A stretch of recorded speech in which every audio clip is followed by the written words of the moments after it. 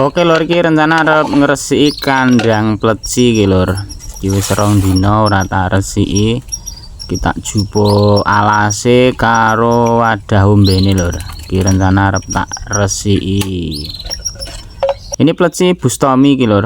Pleci Bustomi saya beli ning nggone temen harga 80.000 kata mbiyen. Tanpa ring lor. Nah, kemarin karena burung sotong saya tuh mati, nah ringnya itu tak ambil terus tak nggokke ning pleci Bustomi. Iki wadah ombene kita bersihkan dan tidak lupa kita sikat-sikat untuk teboke iki lur. Alase iki. Ini alase gur nganggo apa iki jenis plastik mika kae lur.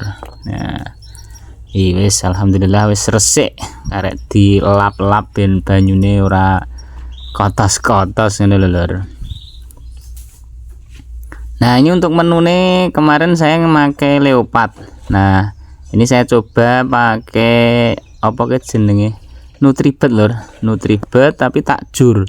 Karena mbiyen tau tak Nutribet itu malah gur deker-eker. Nah, ini tak jurke.